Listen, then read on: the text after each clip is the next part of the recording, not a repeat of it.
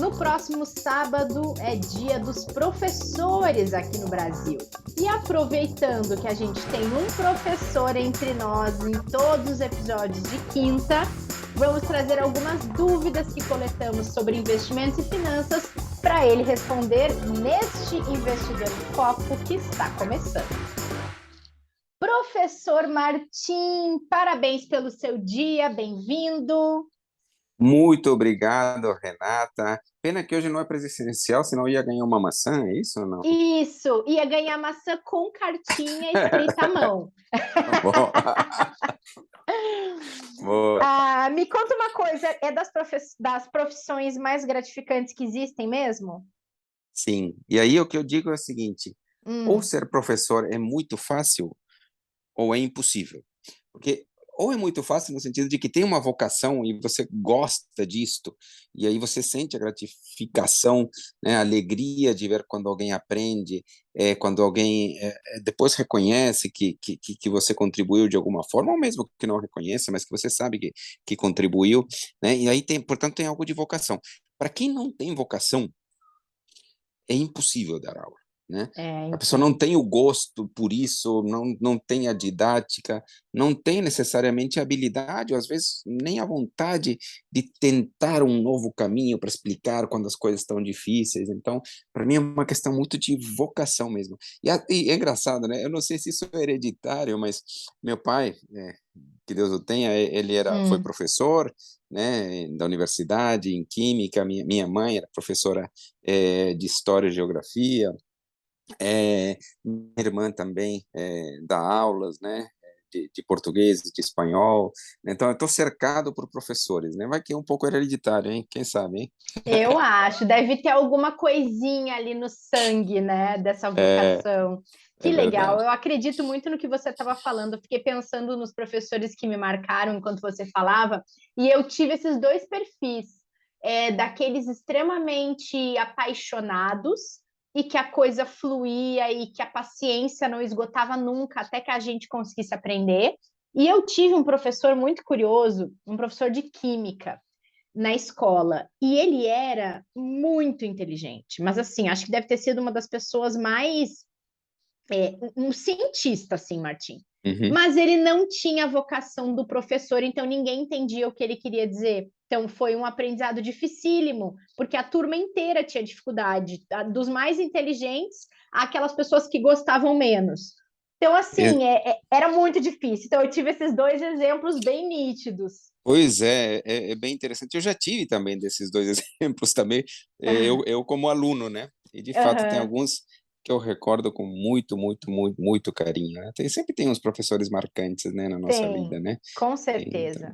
é muito Bom, bom. professor, então hoje, para homenagear aqui neste humilde podcast a sua classe professorística, nós vamos trazer perguntas para você responder. Hoje estamos só nós, Maravilha. as meninas não puderam estar com a gente na gravação, então nós selecionamos algumas dúvidas para que o professor então responda, obviamente, sobre investimentos e finanças. Posso começar? Sim, claro, vamos lá. Então vamos lá. Ó, a primeira é a seguinte: faz sentido investir esporadicamente ou a pessoa deve criar um hábito regular para começar a ver os ganhos dos seus investimentos? Aqui, eu acho o seguinte, investir, né, guardar recursos, né, e fazer escolha. Acho que tem duas etapas aqui, né? Uma é sobre o ato de guardar o recurso, deixar separado um recurso, não consumir, e a outra é tomar uma decisão de onde esse dinheiro vai ser investido propriamente dito. A primeira parte dessa equação, dessa soma, é uma coisa que é bastante emocional, bastante ligada à capacidade de postergar consumo, né? A segunda parte é Uhum. uma decisão bastante racional, escolher produtos, eventualmente conversar com um especialista, se informar. Essa segunda parte é racional, mas a primeira é muito emocional, né? De não consumir, de gerar algum recurso excedente, né? E eu acho o seguinte, obviamente, investir é o mais importante. Portanto, se você não tem um hábito, bom, e consegue guardar de vez em quando, isso já é melhor. mas ter Uhum. o hábito certamente é o melhor. Agora, ter esse hábito de guardar também depende um pouco da frequência da renda da pessoa, né? Às vezes a Sim. gente está acostumado a pensar numa pessoa que é assalariada, que recebe todo dia X do mês um valor aproximadamente o mesmo, ou muitas vezes o próprio mesmo valor, e aí, sei lá, a gente diz, pô, no dia do seu salário você guarda tantos por cento da sua renda. Sim, mas a gente sabe que cada vez menos essa é a forma como as pessoas obtêm renda, né? Cada vez uma parcela menor obtém uma renda, sim.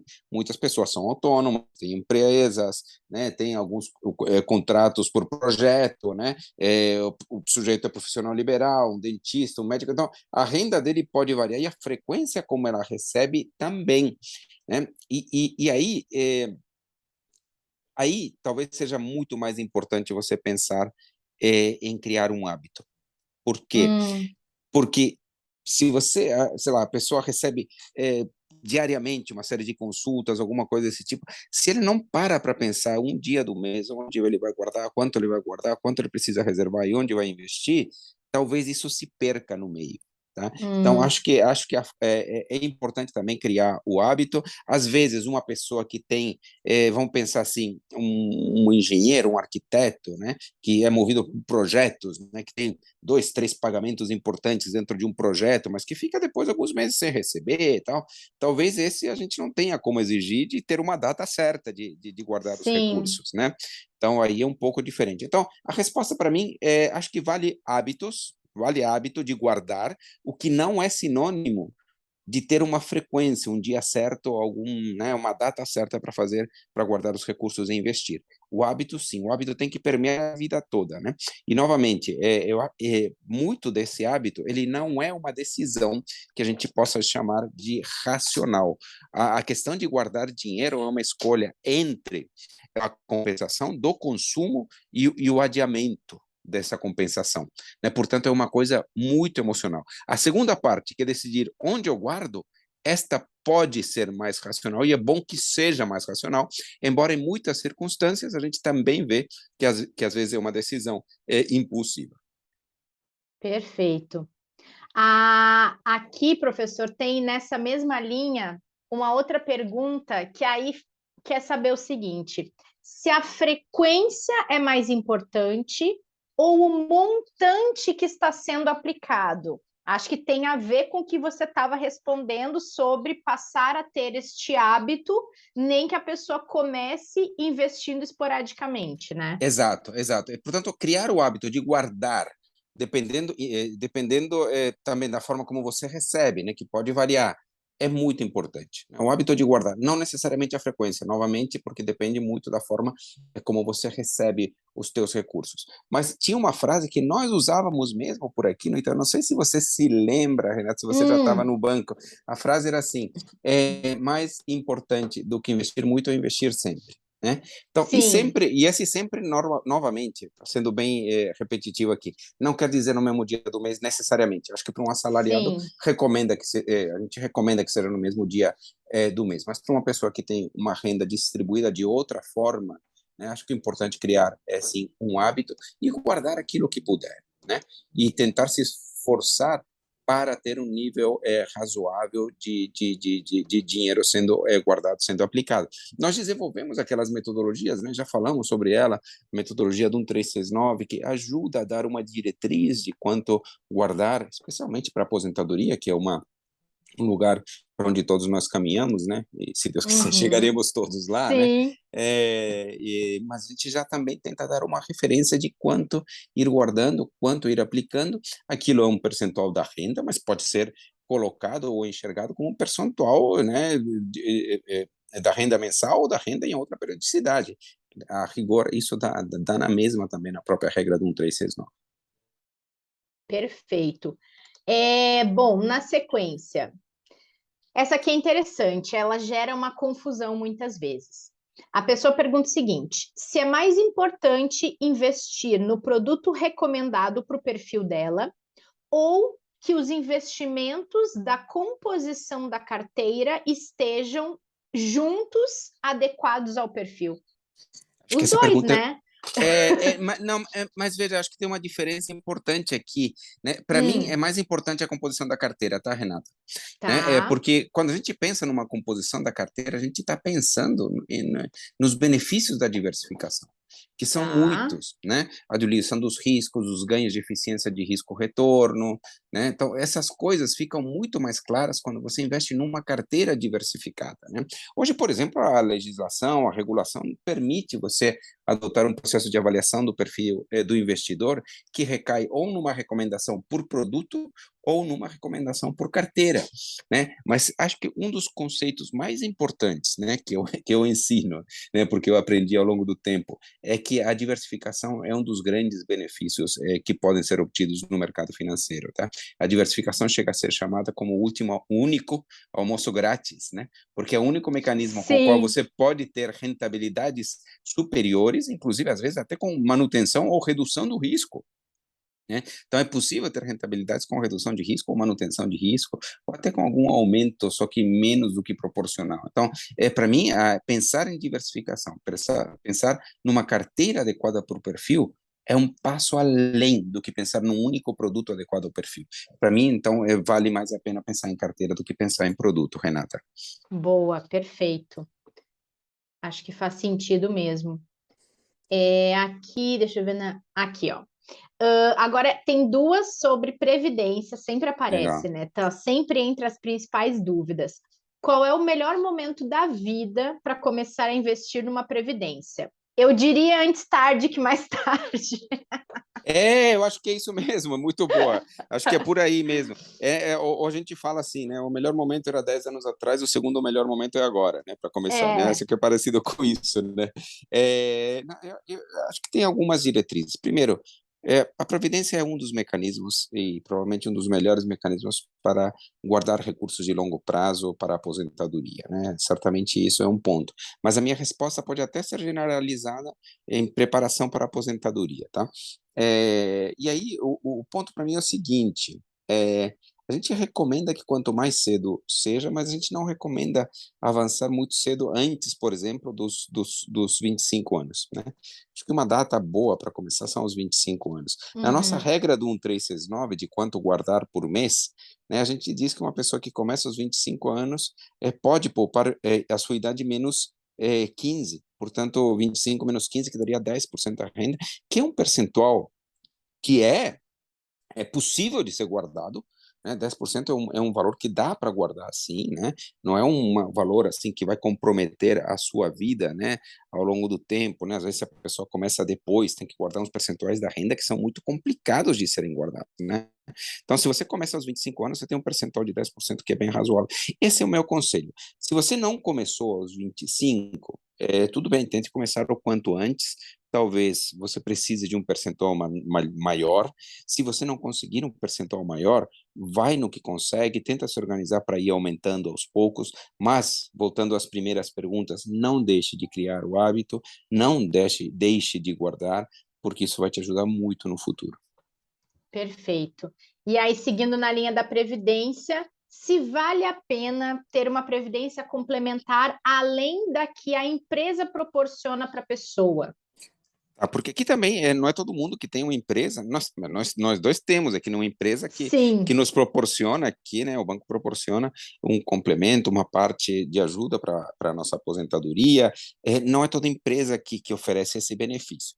Muitas oferecem, não todas oferecem, e além do que tem pessoas, obviamente, como já falamos, que são autônomas, né, que são profissionais liberais, que são microempresários, então que eles não têm exatamente essa dinâmica. Para mim é o seguinte, se for possível, tenta guardar um pouco mais, tá? Acho que tem que ser aproveitados, ou é muito inteligente aproveitar duas coisas. A primeira é tentar aproveitar da melhor forma o que a empresa proporciona. Geralmente a empresa aporta um para um, sei lá, às vezes você aporta X mensalmente, a empresa aporta o mesmo X, portanto você guarda 2X, fazendo esforço só de guardar um X, né?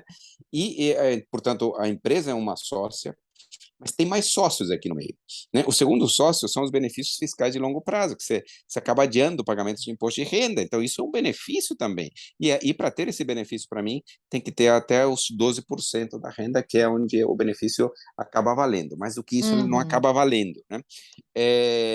E além disso, tem um outro sócio, não sei se você já reparou, Renato. O terceiro sócio Hum, disso é a rentabilidade de longo prazo dos investimentos, que podemos chamar o mercado, né? com Então, certeza. você tem três sócios, né? Você, a empresa, o mercado os benefícios fiscais. Olha, então essa dinâmica é importante. Agora, eu diria que os 12%, que é o que hoje a legislação permite abater, do imposto de renda, permite abater do imposto de renda para aplicações no PGBL, é um valor que convém ser utilizado, né? Mais do que isso, talvez possa ser direcionado para outro mecanismo de guardar recursos, como não mais um PGBL, mas um VGBL, ou como outros investimentos, se você tiver a capacidade, tá? E aí depende muito dos teus objetivos, depende um pouco daqueles objetivos específicos, depende um pouquinho se você já está com a tua reserva de emergência construída. Então, dependendo disso, vale a pena ir guardando um pouco mais e não precisa ser necessariamente num produto de previdência. Para mim, o produto de previdência é essencial que sejam aproveitados os benefícios fiscais e as coisas aí, conforme a pergunta, que a empresa proporciona para aproveitar ao máximo esses benefícios. Perfeito. Bom, boa dica. Agora tem uma pergunta de alguém que acho que comprou um apartamento. Ela diz assim: é sempre melhor amortizar um financiamento imobiliário do que investir em qualquer produto de investimento? É uma boa pergunta e eu diria Depende, que né? depende. Portanto, a resposta não é sempre melhor, né? Às vezes é melhor, às vezes não é melhor. Eu vou te dizer um momento agora, né? Hoje está com a Selic em 13,75, deve parar por aí, deve ter, pode botar um imposto de renda aproximado aí de 20%, depende do prazo esse imposto de renda, mas vamos colocar aí Uhum. como sendo 20%. Deixa eu fazer uma continha aqui rapidinho aqui em paralelo, tá? Então, 13,75 menos os 20% dá 11%, tá? Muitos dos financiamentos imobiliários que as pessoas têm hoje, não posso generalizar, são com taxas inferiores a 11%. Muitos, tá? Então, enquanto a Selic estiver nesse nível, você tem que olhar o custo do teu financiamento, o custo total do teu financiamento, e evento, né, às vezes até R mais 8, sei lá, coisas desse tipo, né, que não chega aos 11. Neste momento, eu não recomendo amortizar. Eu recomendo ter Tá, os investimentos e ter o financiamento imobiliário. Você talvez não sinta diretamente, mas se você amortizasse, você estaria perdendo dinheiro e de alguma forma se sentiria, né? Algum momento você veria que teria menos dinheiro, tá? Se você pudesse comparar as duas situações individualmente. Portanto, para mim, para muitas pessoas, eu esperaria, por exemplo, a Selic cair, né, cair um tá, pouco, fazer a conta de tirar o imposto de renda e comparar com o custo do financiamento. E só fazer uma abatimento, né, uma amortização do financiamento imobiliário no momento em que a taxa da rentabilidade, sem risco, porque tá aqui não é para correr risco, tá? Isso aqui é meio que para deixar alguma coisa bem casada, com baixo nível de risco. Não vou recomendar ficar investindo em bolsa, em Bitcoin, que de repente você perde dinheiro e aí é pior. Então, essa parte que você pensava ou está pensando em abater os recursos, investe de forma conservadora e só faz o abatimento, a amortização, na hora em que a rentabilidade líquida estiver abaixo do custo dos financiamentos. tá. Novamente, no atual momento, muitos dos financiamentos imobiliários têm custo menor do que a rentabilidade de investimentos hoje. Tá? Muitos, muitos, muitos, muitos. Então, talvez se a gente for pensar em linhas gerais, talvez não seja um bom momento para fazer uma amortização, Renato. Ou seja, tem que fazer conta sempre, né, Martim, Tem que antes de fazer essa conta. decidir. Tem que fazer essa conta. Né? A princípio, não é uma conta complicada, você olha o teu contrato, compara com uma rentabilidade com risco baixo, tira o imposto de renda e verifica essas duas taxas. Se tiver dificuldade, nós temos aí todos os nossos especialistas de investimento que podem ajudar sem nenhuma dificuldade a fazer essa conta e ajudar a decidir da melhor forma isso. Né? Perfeito. Agora tem uma que tem a ver com essa semana de Dia da Criança. Se mesada é bom, é ruim ou depende?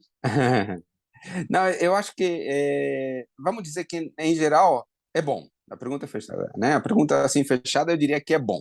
Tá.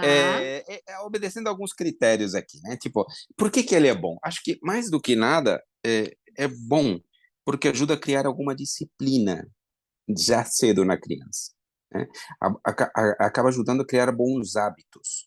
E eu costumo dizer que os bons hábitos, basicamente, são dois para uma criança, que é a questão de saber esperar, né, e saber escolher, né? Uma pessoa que tem uma mesada justa, não extremamente abundante, tá? A mesada justa, né?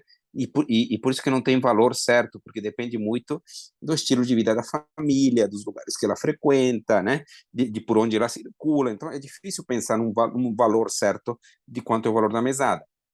Mas se a mesada for boa, justa, que cria algum tipo de restrição, não muito grande, mas que faça com que a pessoa tenha, eventualmente, a criança, que escolher, eu posso isso, mas para escolher isso eu não vou poder ter isto. Esse tipo de escolha é muito legal. Ou se eu quiser comprar uma coisa maior, mais importante, mais cara, talvez eu tenha que guardar parte da minha mesada por 2, 3 meses. Esse tipo de decisão é um verdadeiro ensinamento para a vida, né? Uhum. Porque de fato, a gente sabe, né? Muitas pessoas aprendem tarde demais, mas tipo os sonhos são ilimitados e os recursos são escassos, né? Então, tipo, você precisa sim escolher, você precisa sim esperar, né? É muito dos problemas financeiros que a gente vê hoje de pessoas que acabam se sobreendividando, né? É, tendo problemas mais graves, de fato são, não todos, mas muitos são porque a pessoa acabou consumindo acima das suas possibilidades, portanto não escolheu bem ou não esperou quando precisava esperar, né? Então, para mim, a mesada é sim uma ferramenta, um instrumento muito importante de aprendizado para as crianças. Perfeito. Tem a última aqui. A pessoa pergunta: para que serve uma certificação de investimentos? Para poder responder essas perguntas, né, Martim? É verdade. É verdade, é verdade. Aí depende um pouco da certificação, tá? Eu vou Sim. falar de algumas linhas de certificações. As certificações da Ambima para distribuição de investimentos, CPA 10, CPA 20, CEA, né? Basicamente são certificações que, sendo redundante, certificam profissionais para a venda de produtos de investimento, né? Para Uhum. prestar assessorias na venda de investimentos, né? Então, obviamente, a pessoa acaba tendo que aprender bastante sobre o mercado financeiro, mas também sobre as pessoas, sobre a legislação, sobre o imposto de renda. Então, acaba tendo um encaminhamento com o objetivo de prestar um serviço de assessoria para as pessoas, né? Temos algumas certificações mais amplas, como a certificação do CFP. A certificação também é numa dinâmica de um aconselhador, um advisor, né, um especialista que recomenda, mas aí não recomenda apenas investimentos, né? O planejador financeiro pode recomendar muitas outras coisas, né? Desde seguros, desde crédito, né? Desde investimentos em imóveis, real estate propriamente, não necessariamente investimentos em ativos financeiros ligados ao mercado imobiliário, mas imóveis diretamente, pode ajudar a planejar uma sucessão, pode ajudar a planejar questões tributárias mais amplas. Então, o CFP é uma visão de planejamento financeiro mais ampla do que as certificações da Ambima, como a CPA 10, CPA 20 e CE, que estão mais ligadas a investimento pela própria natureza, inclusive da Ambima. Agora, agora, desculpa, tossi aqui. Engasguei com a maçã, tô brincando. Tô brincando. É, agora, tem algumas outras certificações, como, por exemplo, a CGA, que é uma certificação de gestão de investimentos, né? Então, gestores de fundos de investimentos, né? Na hora de escolher, decidir que ativos comprar, como precificar, como calcular e estimar os riscos, é uma certificação um pouco diferente para quem faz a gestão propriamente dita de um fundo de investimento. Assim como o CFA. O CFA é uma certificação internacional, o CFP também é uma certificação internacional, que serve também muito voltada ou para gestores de investimentos, eventualmente até planejadores financeiros também, ou pessoas ligadas a risco. Então, a certificação, o que eu quero dizer? As certificações de investimento podem ter ou você tem umas outras certificações, né, como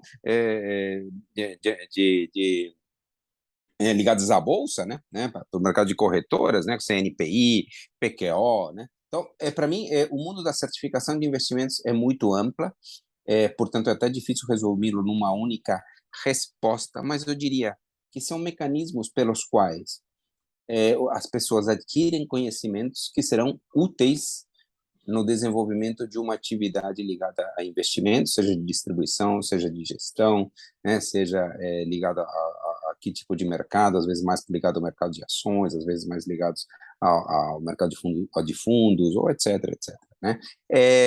Mas certamente é algo que ajuda a, de alguma forma, qualificar quem tem essa Eu ia certificação, falar isso. né? É um Então, diferencial para quem está é, no mercado claro, financeiro, né, Martim? claro, para um investidor, eu recomendo que ele pergunte, eventualmente, se ele está falando com algum especialista, qual a certificação que ele tem.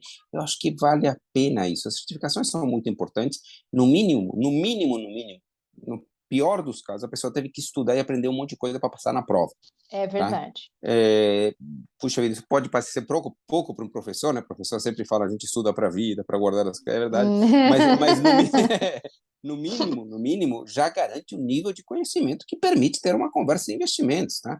Então, a pessoa Sim. certificada, sim, tem um nível, a rigor, de conhecimento garantido que o ajuda a desempenhar uma atividade profissional. Portanto, é algo extremamente importante. Acho que Verdade. é isso, Nossa, Renata. muito bom, professor.